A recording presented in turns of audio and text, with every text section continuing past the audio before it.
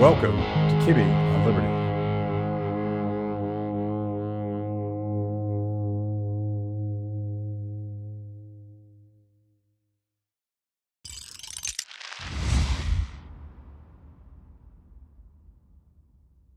Hey guys, how's it going? Good to be here. Good to be here. This Thanks. was Wayne. I can't believe that we haven't done this before, because for many years you and I worked together, and you were always my Gandalf the White. I guess I'm Gandalf the White now.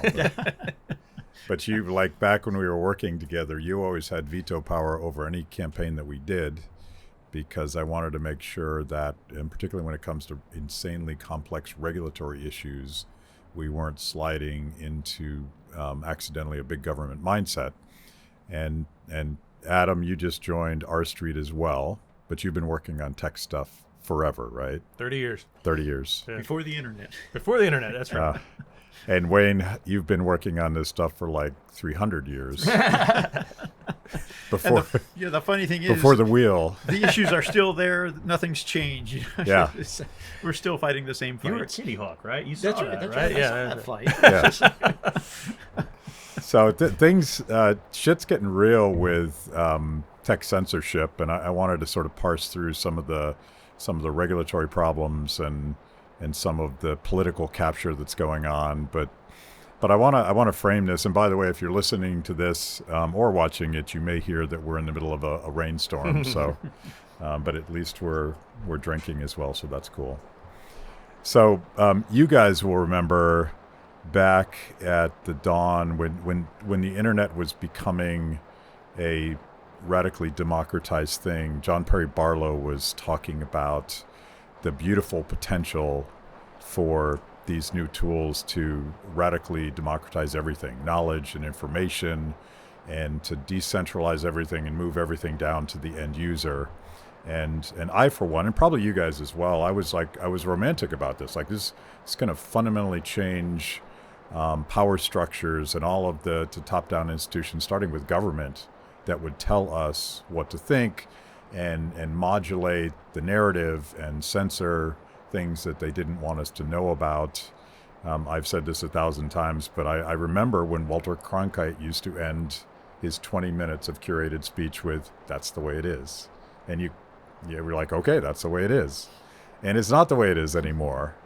And we've moved from that sort of romantic phase where technology was democratizing everything and frankly breaking up all of those top-down power structures, both inside and outside of government. Fast forward to today, where I feel like we're in the Empire Strikes Back phase in this, where power mongers, both in corporations but primarily in government, are wanting to control this thing that became radically democratized, and people were free to discover and speak for themselves, and they don't like that. And I'll finish my monologue with an observation from just the last couple weeks. A Bloomberg reporter spontaneously asked the President of the United States if he thought that the government should investigate Elon Musk and his revamping of Twitter. And then a couple days later, a Washington Post reporter, apparently colluding with Senator Ed Markey, came up with, managed to get, I guess, a fake verified account of Markey. And Markey confronted Musk with this on Twitter, and Elon said something like, "Are you a parody account?" Yeah. Which was freaking awesome. So you have this this life cycle where the government and tech had colluded to censor things, and now Elon Musk has left the script. So Wayne, I'll start with you. Like, where are you on all this stuff? We're struggling to figure out if big tech is still a free speech platform or not. Is it? You know, it's a good question, and it's a tough question. There's a lot that big tech has done. They have built these platforms that everybody uses, but there are questions that have to be sort of thought through carefully in terms of how you look at big tech, and are they these these public squares, or these private companies that can do what they want? And there's two different things I think we have to keep in mind. There's content moderation, which everybody wants. They want to go to a website, see what they appreciate and enjoy engaging in, and then there's censorship, and finding that line between the two can get blurred sometimes. And the question is, do you want the government to be the one to establish where that line is? And I'd be very cautious about encouraging that. And instead, I would look to the players who are building these platforms, building competitive platforms to these platforms, to maybe come together in a multi-stakeholder fashion and come up with some solid rules that people who use those platforms can appreciate. And it allows them to enjoy the content moderation and worry less about the question of censorship. So talk about the difference between a public square and a private company. I mean, that's just rhetoric. Like Elon Musk has referred to his vision for Twitter as I think he uses the word public, and by that he means just a place where everybody has a soapbox and you can freely debate issues. Well, these definitions are murky. What is a public square? Is it a shopping mall? Is it, whatever? And we need to be careful with them, because usually when you talk about public square metaphors, a lot of regulation usually follows. Common carriage regulation, net neutrality, fairness doctrine, things like this. And so we want to try to avoid that if we can as a regulatory label. Whether it is socially a public square, I'll let people decide that for themselves. But the problem is a lot of people in government now think it's a public square that they should be in control of. Yeah. And I think a lot of the problems and a lot of the frustrations that liberty-loving people are confronting with today is they see friends being deplatformed or large tech companies doing things at the request of government officials, and they say, well, this is a big tech problem. No, it's a big government problem. Right. Right? It's the government telling technology companies to do things or else. Now, what the or else is, we don't know. Right. And this has been a problem forever. I mean, we go back to when we were young and we only had 3 channels on television and a couple of radio stations to choose from. In those days, the Federal Communications Commission used to strong arm and jawbone old broadcasters to do what they wanted. And we even had a phrase for this. We called it regulation by raised eyebrow. And basically, the FCC knew they couldn't get around the First Amendment. And so they said, well, how else can we sort of censor speech or strong-arm companies to doing our will? And what they would do, they'd call them into a committee room and then say, what are you going to put on the air tonight on CBS? Yeah. That's not a good idea. And next thing you know, it wouldn't be on CBS, right? So was that a big media problem? In a way it was, but it was first and foremost a big government problem, right? Because we licensed spectrum and we regulated those companies as if they were town squares, public squares, whatever. We should have been deregulating the spectrum, freeing up those technologies, and allowing a thousand flowers to bloom. We did that in the internet age, and going back to your metaphor, your Star Wars metaphor is perfect. I think we all got caught up in the Star Wars New Hope moment, right? And I had John Perry Barlow come to Cato when I worked there and deliver speeches on this, and he had his Declaration of Independence for cyberspace. And a lot of us got very caught up in this. I was big on the encryption fight, and we beat back the government, right? And we thought, that's it, we've won. But we hadn't won. Because then the Empire Strikes Back moment came, and they found end runs around our freedoms, and they used the strong-arming tactics they used in the past on the new tech platforms. It's a problem then, it's a problem now. But we need to understand that we don't correct that problem with more big government. Yeah, it's so I've been, instead of calling it regulatory capture, which is when big corporations use government regulation to prevent new entrants, new competition, I'm calling it political capture, and maybe it's the same thing where that arched eyebrow from Senator Warren. Yep. I think she's the one that sort of started the latest assault on technology, and now Ed Markey has joined the fray. But, Donald Trump did as well, right? Absolutely he did, yeah. They all wanted to browbeat them into tilting the playing field in their direction. Now, I would say, and maybe it's just because the Democrats have been in control of government, it looks like the Democrats are winning that fight right now, particularly through efforts at the Department of Homeland Security. And R Street's working on this too, right?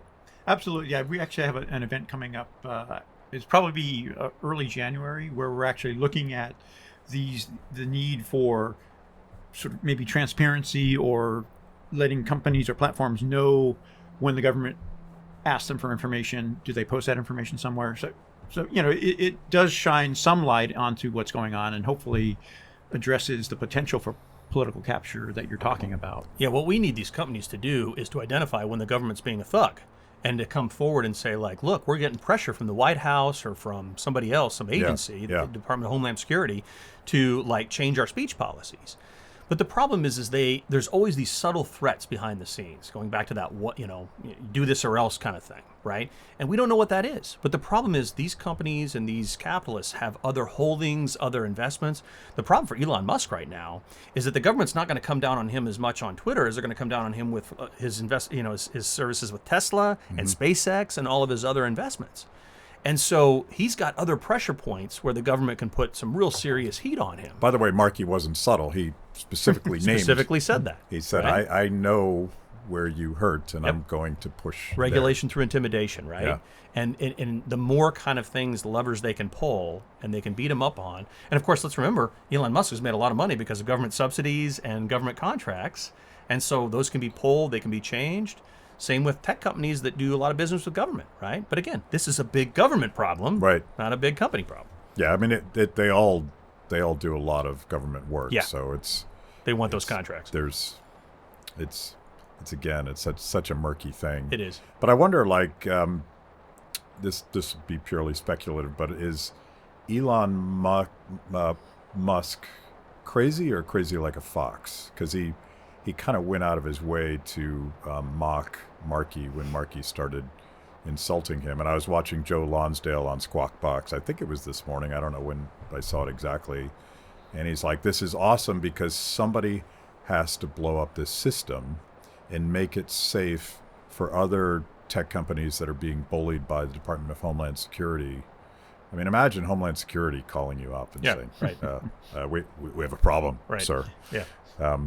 So I'm hoping, like, who knows? Like, I don't know if Elon Musk is a good guy or a bad guy, but he seems like a good guy right now because he's challenging the power structure and yeah, absolutely. So my last book was called Evasive Entrepreneurialism, and it was all about people who basically essentially utilize technology to chart a new course and sometimes do a little bit of an end run around law and say, look, here's a new service called Uber or Lyft or Airbnb, and it's technically kind of like not right with the law or the regulatory complex, but we're going to try it and see what you think. And that's a permissionless innovation play that I think has yielded enormous benefits for society, right? Right. So they push that envelope. Elon Musk is the ultimate evasive entrepreneur of our time, right? He's always pushing up against the regulatory system, and that's great.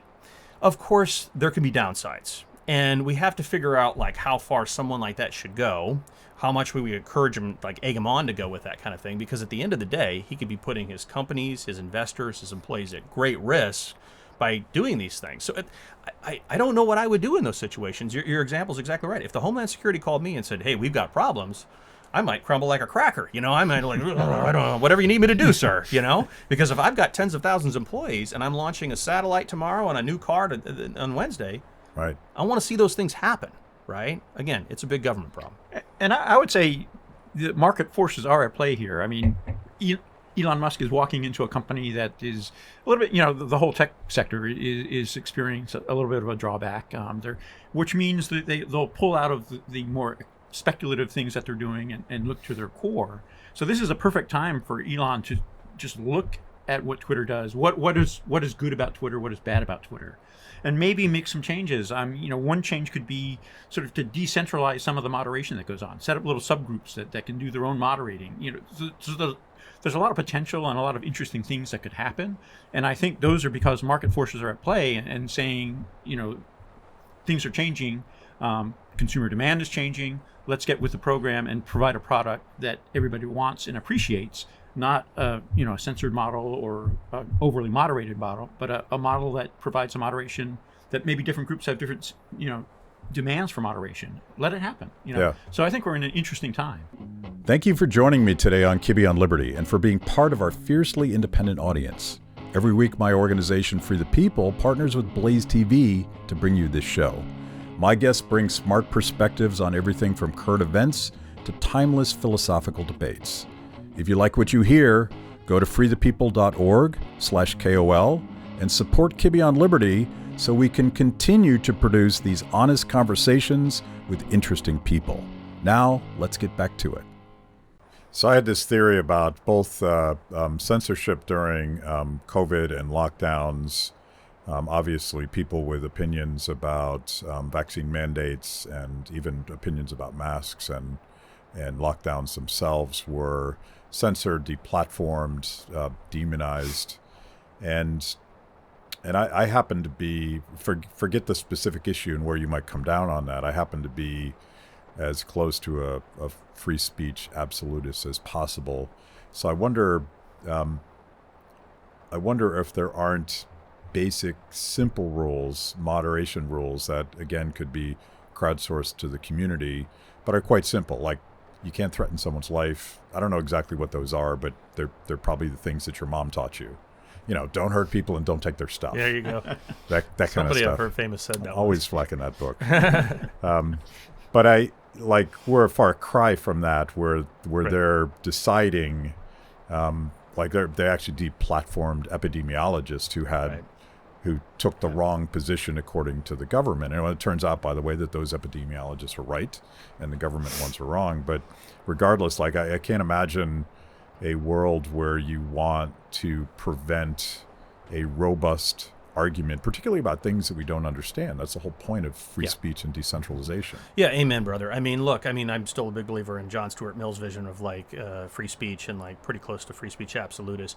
And I think, we're in a necessary corrective moment, not just with what Musk is doing, but a lot of societal pushback against a lot of this activity. We're now getting more transparency about how the government put its thumb on the scales about these decisions. And so to go back to your analogy, like Star Wars, Empire Strikes Back, what's the Return of the Jedi moment look like? Right? Where do we get some balance in the Force? Because I think there's always going to be a certain level of content moderation. And Musk, after saying at first comedy's legal again and anything goes, he's like, wait a minute, but you can't do parodies of me and of my company. And some of those some of those fake accounts, like the ones on Eli Lilly and others, ended up costing those companies billions of dollars because of people saying hey, insulin's free now, anything goes. So Elon's going to have as much problem from the general counsels coming to sue him from Eli Lilly and Chiquita as he will from the government, I think. And so he's going to end up having a new balance. But I think it'll be a better balance in some ways because it'll pull back on the worst elements of when the government was really putting its claws into Twitter, top executives, and GCs and saying, you're going to do what we want. And they can't do that with Elon anymore. And my hope is that inspires a new generation to develop another set of tools and technologies. I mean, let's not forget, 15 years ago, if we wouldn't sit here, we'd be talking about MySpace, right? Yeah. And if it would have been 15 years before that, it would have been AOL or GeoCities or Lycos, whatever. And so these things have changed in shocking ways in the past. I think we might be at that inflection moment again, where we might see something really important and radical happen. That's my hope. And more decentralizing tools comes online, give people more options, and information abundance once again works its magic. Yeah, I think we're in the middle of the story, and it looks like a shit show right now. Yeah. It is a shit show right now, is. but I want to go back, and this is appeal to Gandalf the White, my good friend. The Section 230 was part of some package passed in 96, is that right? The Telecommunications Act of 1996. So was it, and this was Chris Cox and Ron Wyden, and this is probably still true today, but back when Ron Wyden was in the House, he was one of the good guys on speech in particular and tech stuff. Sure. We hosted him at one of our events, as I recall. I don't think it's an accident that happens in 96, and afterwards you see this massive explosion of new voices in politics and ideas. Absolutely. But tell people the story of why they did that and what the legislation says. Well, I mean, it's basically, it comes down to liability. Are you going to be liable for what one of your users posts online? And they carved out a little, as long as it's not a federal crime and you're not, breaking a federal law, you don't have the liability to police every single post on your site. I mean, can you imagine how the internet would have evolved if you had active sort of editing of every single post that was on MySpace, I guess, back in the day, or the AOL bulletin boards? Adam's older than we are, so. But so it's impossible to imagine none of this would have happened. But right. Not only that, we have a real world experiment in this, because in a transatlantic sense, look what happened to Europe. I mean, America's permissionless innovation model, the secret sauce behind it was really Section 230 from a policy perspective. Section 230 made it so that it was safe for innovators and entrepreneurs to launch the next great idea without fear of punishing liability. Because we always talk about regulation and all of its dangers, and that's true. But man, we've got a trial lawyer problem in this country in a big way too. And Section 230 insulated our best innovators in this new digital commerce area from that sort of onerous liability. Meanwhile, in Europe, it was like open season for regulators and for trial lawyers. And I asked people, 25 years later, I'm like, name me one leading information technology company headquartered in Europe today. Just one. And they really struggle. Well, every once in a while, I'll say Spotify, and I'm like, I'll give you Spotify. Now give me a second, but Spotify isn't that big, and it's just an app, right? And it's a recent one. They don't have any players. Just hasn't been the same since Neil left. It really hasn't. But the reality is that this is, from a perspective of economists and political scientists, we care about natural world experiments and what they can teach us. Mm-hmm. And over the last 25 years, America has become the dominant player in the digital technology space and the envy of the world. Even if they want to come out and regulate our companies, it's because they don't have any companies of their own to regulate, right? That was because Section 230 gave us that. And there was one other important thing that happened at the same time. The Clinton administration came out with a vision document called the Framework for Global Electronic Commerce, which in my opinion is the single most libertarian policy document ever published by any government in history. And it was done by the Clinton administration and written by Ira Magaziner, no less, the author of Hillary Care. But he came out with a document that basically said, we should have a market-driven arena for digital commerce, we should have free trade, and when we have problems develop, we should have more decentralized solutions, multi-stakeholder processes, crowdsourced solutions. It was a beautiful vision for a new emerging technology that said we're going to firewall off the new digital world from the old analog hell that the FCC and other regulators had put us in. And now today, I'm really sad to see so many people want to just throw all that out. And just basically say, no, let's hit the reset button and go back and see if we can try some old ideas. You mean like the fairness doctrine? Yeah. You mean like common carriage? I mean, do you remember using a black rotary dial phone and we thought innovation back then was a longer cord and a different color on the handset? That's not the world we want to go back to, but that's the world we have if we get rid of Section 230. So it's sticking with the Star Wars analogy, they unleashed this big, beautiful, uncontrollable thing. And that's the one thing that politics doesn't like. That's right. They want to be in charge. Yeah. They want to control. Going back to the fairness doctrine, It was that was a small version of the same thing where conservatives were complaining that they weren't getting their fair time. That's right. I'd like to deviate slightly from the Star Wars, but throw our old friend Hayek into the mix here because yes. By the way, we drink when we quote Hayek. All right. Okay. Cheers to Friedrich. But that document that Adam is talking about basically said we don't know. There's too many unknowns. We can't control this. We need it to let the market evolve and do its thing. Very Hayekian in its approach. And if you look at the path that Europe's taken, they've become the world's expert of internet regulations because they think they know how to control the world. So we've got the GDPR, we've got DSA, all of these regulations of companies that are not generally European companies, but they're controlling all the tech platforms of the world from a perch in Europe or Brussels that ignores Hayek's warnings about trying to, claim you know too much about how markets work. That's right. They just passed some regulation about the type of cord that I can plug into my iPhone. Yes, right? that's right. And I can't keep up with what they're called, but we've frozen technology with this one cord, and God forbid there be some radically innovative approach because it won't. Well, what do you do about that? So the EU is apparently a big enough market that they're able to bring our companies to heel on a lot of this regulatory stuff. I occasionally get a notice that German speech regulations have flagged something that I said and that I've been allowed to continue to speak. I'm like, I'm not German. What's going on there? Like, what do you do about that? Because that seems like a big problem for us, and similarly to the way that the Chinese government will badger our companies as well. It's a huge problem. So the exporting of regulation, as Wayne suggested, is becoming the only thing that Europe exports when it comes to technology. In fact, there was a recent journal, the International Economy Journal, had a special issue on European technology future, and it was titled "The Biggest Loser."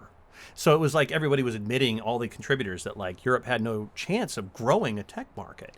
And so they're exporting regulation, and that's it. Now, how do we deal with this? Well, if we had a better, more principled government and set of leaders, they would be standing up for markets and freedom internationally, right? And, there have been times when our leaders have stood up and said, we're not going to take it anymore. We're going to try to have a free trade agreement. We're going to try to, broker some sort of like an opening of markets.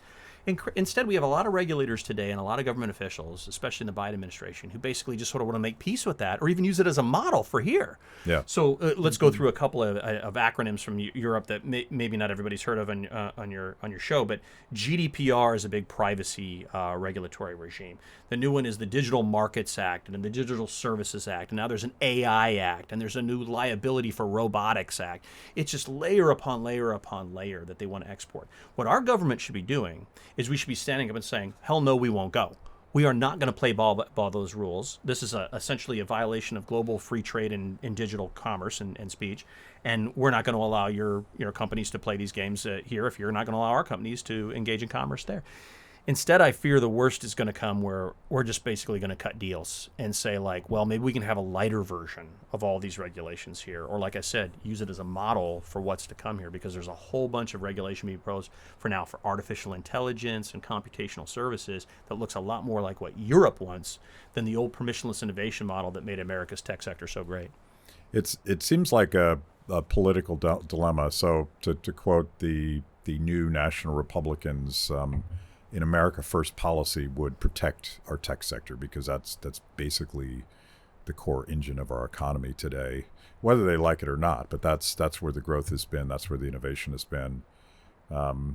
Conversely, and I'll pick on Josh Hawley, but then we'll get back to picking on Democrats. They have this. He has this very antiquated view that we just need to get control of the levers of power and make these companies do what we want them to do. Yeah. Which is so wildly naive, because never in the history of the United States has there been sort of a mono party that where you finally control things.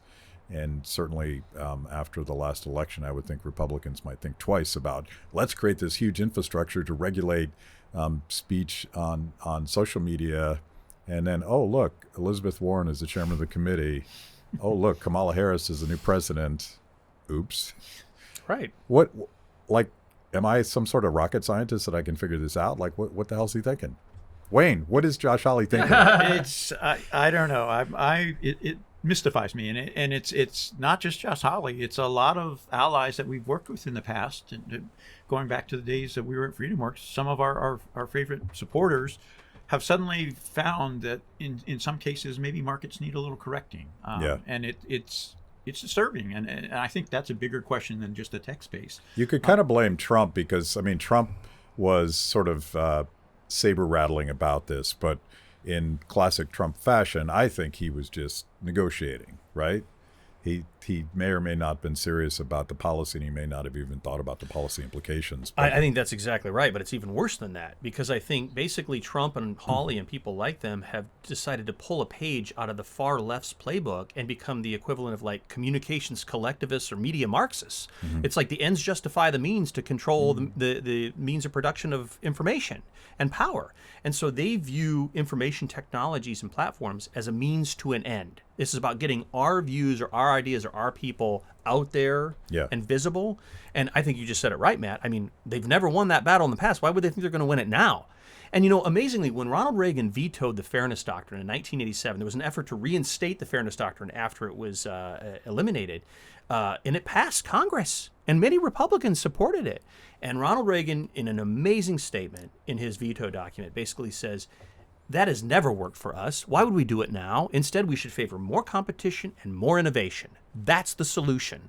It's not making peace with government and saying, oh, now our guys are going to be in control. Yeah. And maybe that'll be the truth for like a minute, and they might not even do the right thing, right? I mean, Trump's people had control for the last 4 years. Really, what good did it do them?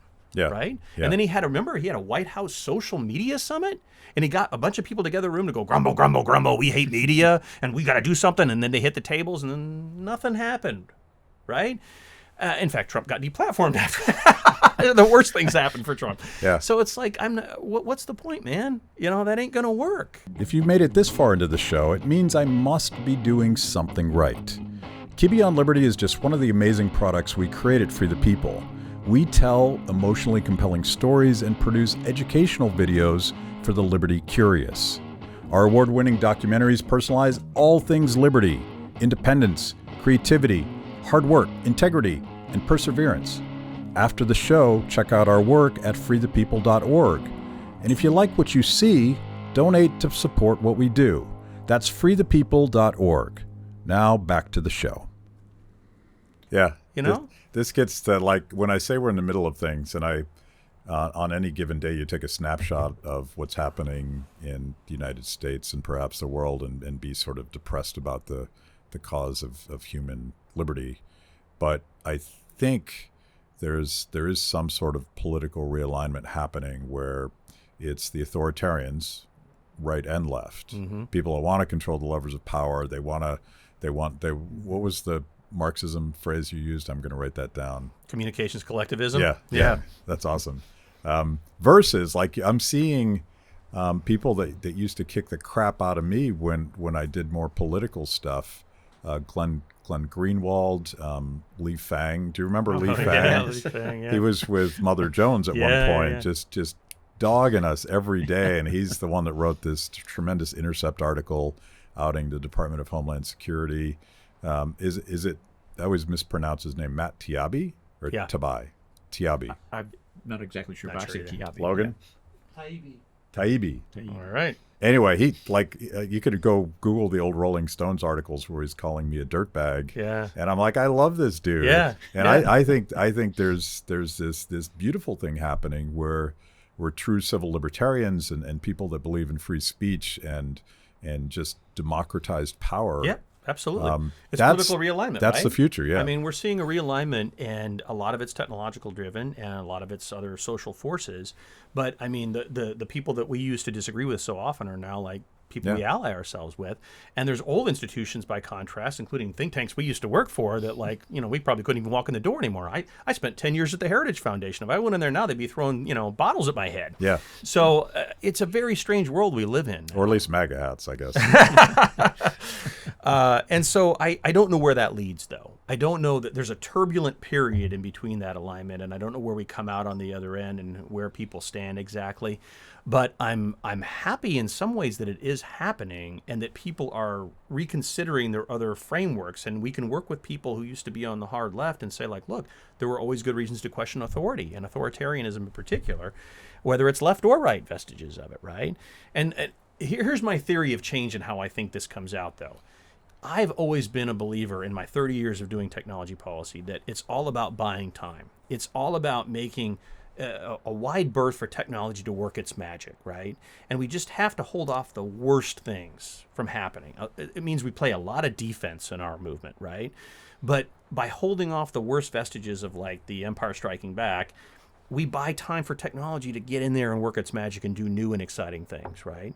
And so if we can make new selective alliances with people who are now skeptical of the state, and we can also help buy some more time for technology to work its magic, I'm still excited about the future. It's why, despite all of our pessimism here tonight at this table, I still am optimistic about what tomorrow might look like. Yeah, I don't know. Like, we're constantly yelling at the dumb and sometimes purposefully evil things that government does, but you can make the case always that people figure stuff out. People find a workaround. People hack the system. And, it's not just entrepreneurs. It's just people doing what they naturally do. Other than the huge step back we took in the last 3 years, global poverty has been disappearing before our eyes, and lockdowns we've taken a huge downturn. But that wasn't by permission. That's that right. wasn't from the top down. That was just people figuring stuff out. I always use this phrase in all my work about technologies and sectors that are born free versus born into regulatory captivity. And there's always going to be some technologies like aviation and certain transportation sectors and fintech where we have a really, really hard time because there's all these technologies that come online, but they're immediately trying to be pigeonholed into an old regulatory regime. Those are born into captivity, if you will. But the good news is there's a whole bunch of other technologies and services like the internet, computing, and these things, the smartphones, that were born free. And once they get out there and get some traction and people start utilizing them, there's no going back. There's no putting that genie back in the bottle. The very fact that we're sitting here having this conversation that we would never have been able to have 30 years ago is progress, right? And I don't know what 30 years from now my kids are going to be doing when they have conversations like this. Hopefully they're as good libertarians as I want them to be, but whatever podcasts they're doing, power to them, or whatever other type of thing they're doing, but it will be technologically enabled, right? Our job is to find a way to make that world safe and open up the born free camp wider and wider. Allow evasive entrepreneurs to get in, not just Elon Musk, but everybody else like him. Yeah. I think we first met when you were at the Chamber of Commerce and I was at Heritage, and it was like 93. Oh, we're going to air all our dirty laundry. We're going to air all the dirty laundry, yeah. And basically we were at a meeting about regulatory reform was when we first encountered each other. And I remember that distinctly because I think our old friend Jerry Ellig, the late Jerry Ellig, was there, and some other friends who worked on regulatory policy. And a lot of people in the Reagan administration and other administrations worked hard on things like telecommunications and transportation deregulation and reform, and got nowhere, because these were born in captivity technologies. And we argued forever about things like taxi cab reform and things like that. Yeah. And we had all the economic evidence on our side. It was a slam dunk case. We even had people at the Federal Trade Commission and DOJ agreeing with us on this. We got nowhere. All the best evidence in the world. And then in 2010, Uber and Lyft came along, and Airbnb a year after that, and changed everything. Like this, right? 70, 80 years of all the best economic reasoning and political work, and we didn't get anywhere. And then technology changed the world overnight. We're never going back. We're never going to put those genies back in the bottle. Right? So hopefully that's the pattern we see for the next technology and the next one. It's about making the world safe for them. I think I have old public choice books that basically use taxi cab medallions as an example of how democracy eats itself, and there's absolutely nothing you can do about that. That's right. And I got to throw those books away now. Mm-hmm. And now, of course, they're going after the new man, and it's just this endless cycle of that stuff. Yeah. Thanks for outing me for working for the U.S. Chamber of Commerce. Wayne, what is the dirtiest part of your past? I know you worked at OIRA. Yeah, funny story about that. And along these lines, I was in a part of the Office of Management Budget where agencies sent their regulations to get our blessing before they could be published. And there was somebody deep in the bowels of the Department of Transportation obsessed about Sabre, the airline ticket reservation system, the CRS system. And it was every couple of months I'd get this little call, hey, where's my regulation? And then it was the same kind of story. Along came Orbitz, along came all these other travel sites, and the whole debate just sort of dissipated. It was all done. Yeah. By the way, it would be fair to point out that you were there under 41, Bush 41. Correct. So even that George Bush had an effort to protect against overregulation, in large part spearheaded by Dan Quayle, and OIRA, part of OMB, just one of these dusty bureaucratic agencies, was in charge of putting the brakes on the natural tendency of bureaucrats to regulate. And I think we've probably lost some of that tradition as well within the Republican Party, just being really have. Not all Republicans, obviously. The few Republicans that are allowed on this show would very much embrace permissionless innovation and letting markets flourish. But there is a tradition that's struggled. I think a lot of it is, going back to our study of public choice, is that's sort of been pushed aside. And the whole notion of public choice is applying the rationale for studying economics to the political sector. People in the political sector pay mortgages. They're just like you and me. They have self-interests. And that's going to affect the outcome, because they, instead of working for a bottom line, they're working for an agency of the government where maybe a better budget is better than profit maximizing. So all of that study, I think, has been sort of pushed aside by this new generation of Republicans who think that they can design the perfect program, ignoring the policies and things that are driven by lobbyists or rent seekers coming into contact with the government and crafting things to keep competition away rather than promote competition. I think we've fundamentally forgot a lot of those stories. And we're back in a place where we have to sort of reinvigorate that debate and let people know that just because a government program is planned by the government doesn't mean it's going to work. Okay, you almost quoted James Buchanan, so There we go. Yeah. we have to toast to that as well. Yeah. That's my mantra. I'm a generalist. I'm what Hayek somewhat derisively would call a public intellectual because I understand, like tech policy, I understand just a little bit. You guys dig much deeper. But if I don't understand something, I have several basic filters that I will apply to anything. One is the Hayek filter, the knowledge problem. Do we actually know enough to reorganize insanely, almost infinitely complex systems? And the other is sort of the public choice. Lord Acton, power corrupts, the incentives don't align with what we might aspire people to do. And if you just sort of humbly apply those two things, you might realize, well, maybe we shouldn't try that because we don't know what we're doing, and we don't know what's going to happen when we do it. Yeah, that's right. The old libertarian presidential candidate Harry Brown had a book once called "Finding Freedom in an Unfree World," I believe it was called. Mm-hmm. And I've always taken that phrase to heart and thought about how my role in the world of technology and innovation policy is to use technology to find a little more freedom in an unfree world. Yeah. And, I've worked at the policy game for a long time, 30 years. We've all been involved in it for a long, long time. And we got to keep up that fight. But, it's a demoralizing thing because we don't make a lot of progress, right? You go back to those early Bush days and you go on through the years. We've had so many regulatory reform commissions and efforts to cut back the red tape and reinvent government. Where have these gotten us? Bigger government. Mm-hmm. Every agency that I've ever worked on to downside is now probably 2 to 3 times the size it was when I started working on it. I wrote 2 different books on abolishing the FCC, and that agency's bigger than ever. We haven't made any progress in the policy world. The venture capitalist Mark Andreessen says that he doesn't believe in institutional reform objectives anymore. He doesn't believe they can happen in our system because it's so dysfunctional. And so you then have to think about how technology and innovation is our play. It is our freedom, working objective in that, and we have to figure out how to make the world safe for acts of entrepreneurialism, right?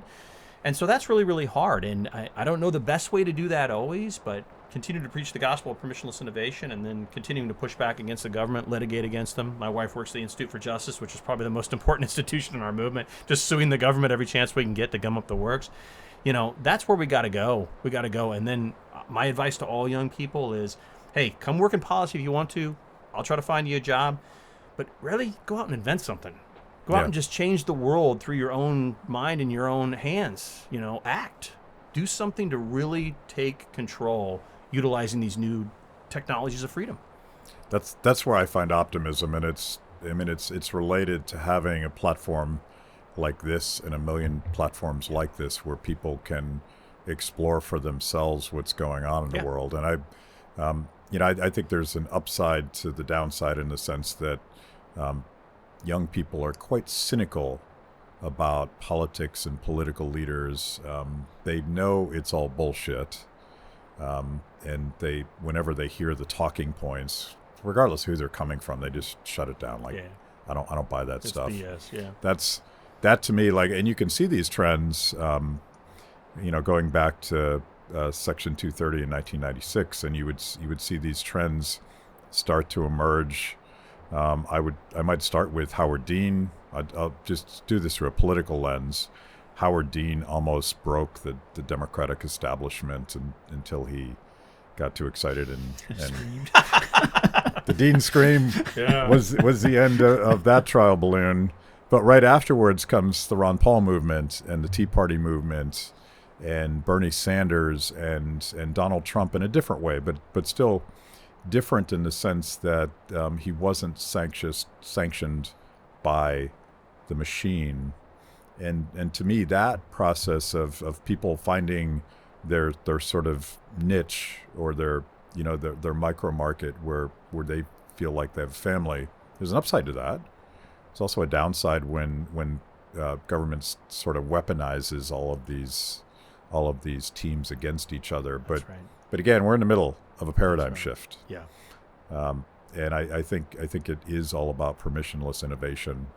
One thing I want to go back to, Wayne, just to make it clear to people who still think that repealing Section 230 is a good idea. What happens the day after we repeal Section 230? I guess we may find out in Texas because they've sort of done that, right?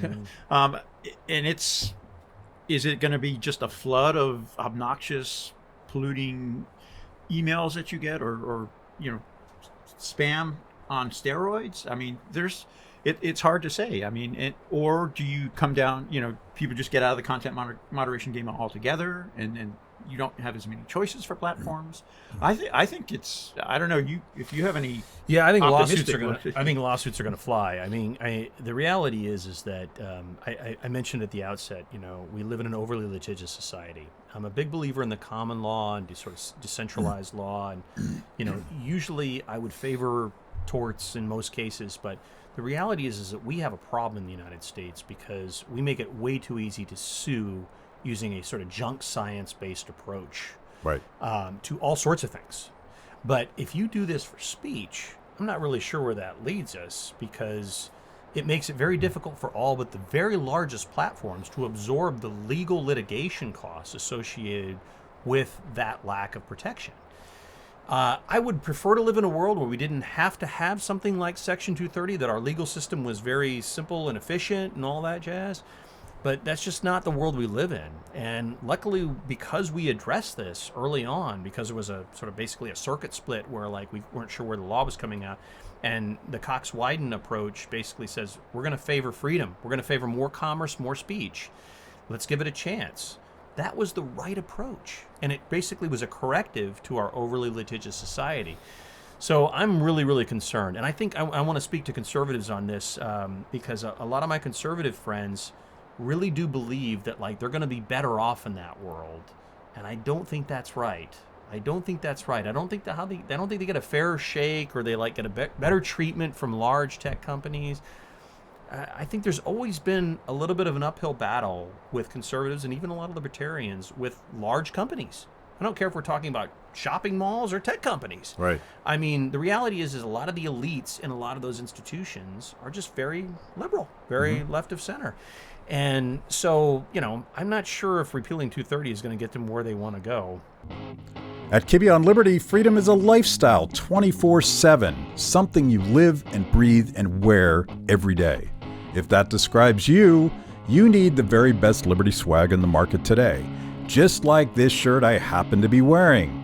Go to freethepeople.org/KOL and check out our exciting merch. You too can love liberty and look cool. Or to use the word in a more traditional sense, they're more conservative in that they're corporate and they're risk averse, and they're not wanting to tolerate anything. So my sense is that repealing 230 actually amplifies everything that's pissing us off about content moderation right now. I think That's so. right. You can't talk about anything that corporate advertisers don't like, and they're going to err on the side of just taking it down. Yeah. Because that's what they will have to do. That's right. To avoid litigation problems, and it to me it probably kills social media, which is already, I think, struggling under this lack of freedom that's come from extreme content moderation. So I think it kills the golden goose. But to make sure we have an optimistic note on this, the good news is that we don't know what happens tomorrow. Right? I mean, there are going to be technologies and platforms and services that are going to come about that we probably can't envision right now. Right. I mean, a lot of people right now are leaving Twitter for Mastodon. And Mastodon's kind of a clunky mess of a social networking site. I'm not even sure you call it a social networking site, but, it's very decentralized. And I'm still a big believer that open source technologies and decentralized tools and technologies, they essentially change the balance and the status quo a little bit and require a rethink. And so I think hopefully that gets us to a new and better plateau. It won't be a perfect one. We're going to have another struggle if we all go to Mastodon. We're going to be talking about a different thing, right? But it's an interesting world that we'll live in if we move to that. Yeah. And that's why I'm going to be hopeful, because I think that's ultimately our best solution is more innovation, more competition, just like when Reagan said it when he rejected the fairness doctrine. Don't go down the path of thinking we can make our peace with regulators and get the world we want. Yeah. We've got to instead invent the future that we want. Yeah, I'm putting all my eggs in some sort of blockchain solution that sort of recaptures the energy of the late 1990s when technology was truly free. Let's talk about R Street for a second here, since I've never had an R Street guy on the show. Wayne, you've been with R Street now for a year or two? 2 years now, yeah. All right. And basically, we are a free market think tank that looks for ways to solve pragmatic problems in government policy. So we engage with the Hill, we engage with regulators, and we just brought Adam on to help us do that. But our goal is to persuade the power of markets and sort of inject that into the debates that are going on around policy. I and Adam are in the tech and innovation space for R Street, but we do everything from harm reduction, criminal justice reform. There's a number of issues that you've probably weighed in on as well. But we're there to voice the support for free markets as an alternative to additional regulatory solutions. And my former colleague Josh Withrow is over there as well. What's his portfolio? He does a lot of the competition questions, antitrust, and as well as internet governance. So Okay. he's part of our team and works alongside us on the same set of issues. Any shameless self-promotion that you would like to do about books, or are you even on Twitter? Do you do that kind of stuff? Do you know what Twitter is? I've heard about it. You still read books That's on right. paper, right? I send it to print before I read them. So. Wayne's going to get on Twitter next week, and then Twitter will implode, and it will never be there. But There- for one day, and Wayne will be there. Blame one me day. for the death of Twitter. You'll blow your minds with your first tweet. No, but we have a lot of events. The other area that I do, I don't know if you've gotten into it much, is the intellectual property. I've got a couple papers coming out on that. Oh, yeah, and how rent seeking can potentially damage the patent system as well. So I am a skeptic, as you know, of intellectual property, and we've gotten drunk talking about this stuff over the I'd love years. to be back on your show talking about that sometime. Yeah, I definitely want. You guys are going to be my tech panel, and every time I'm trying to figure out what the Yeah, hell's going on, I'd love for you absolutely. guys to come back. But you have a recent book. Do you have a new book out, or Hell, I've got a book every other year coming out. So I've got 10 books now. Nobody reads them, but hey, you got to publish them. Yeah. So you got to prove to people you've done your homework, right? My next book's going to be on artificial intelligence and the computational revolution. We've lived through the digital revolution, and the next big technological revolution of our lifetimes is going to be artificial intelligence and computational sciences, machine learning, big data, quantum computing. And this promises to revolutionize every facet of our lives for the better, in my opinion. But there's all sorts of naysayers and people who have a techno-panicky attitude towards any types of new innovation, but especially automation technologies and algorithmic technologies. So this is going to become the biggest technology policy fight of the next quarter century, in my opinion, just as the internet has been the biggest fight of the last quarter century. So stay tuned. I'm happy to come back on the show, Matt, and you're going to feed me more good beer, and I'll talk about this until you won't have me anymore. Skynet and how robots are taking over. Well, this is the latest fear campaign from sort of the national conservatism, is that robots are going to take all of our jobs. Yeah, and how long have we heard that, right? Right. I mean, the whole fear that the Luddites had about automation is incredible to me, and this is going to be one of my first papers. Are you for talking R about J.D. Vance? But it's remarkable to me because we have history on this, right? Right. This is where, again, ideas should have consequences, but somehow don't. I mean, our ideas here are sound. They're based on science. They're based on economics. Automation has expanded jobs. We have more jobs than we ever had before. And all the companies that are investing most heavily in robotics today, Amazon and all the others, they're hiring like gangbusters, right? I mean, the thing that all the techno-pessimists always forget and the Luddites always forget is that human needs and wants are infinite. And so long as they are, technology and entrepreneurs will find a way to satisfy them. And if we free up our best and brightest minds, they will go out and find a way to satisfy those needs and wants. There was a whole profession of people back in the 50s and 60s who worked for big government and for large corporations called calculators. These were the dudes that did the hard math, and they were sadly mostly dudes, although there were the women that were depicted in the movie Hidden Figures that did it for NASA, that basically did the hard math on their trusty slide rules and basically stood on a chalkboard in their side rules and figured out, like, the numbers. And then computers came along, and that's what we call calculators today. Oh my God, all those calculators, those human calculators, were out of business and they never, out of work, were never heard from again. No! They went behind the calculator. They knew computing machines called, personal computers, and they built the future. The internet that we know and love today was built by the people who were displaced by the machines because they freed up their time to think bigger and better, as opposed to sitting there doing math on a slide rule and on a chalkboard, right? You could tell this story time and time again, and yet people never ever buy it. They never believe it. Instead, they just say, "Oh, the robot's going to take all of our jobs." I will take any bet on this. The robots won't take all of our jobs, because it's never happened before, and it won't happen again. Okay, we're going to end on that beautifully optimistic note. Yeah. Very optimistic. Cheers. Cheers, Freedom. guys. Freedom.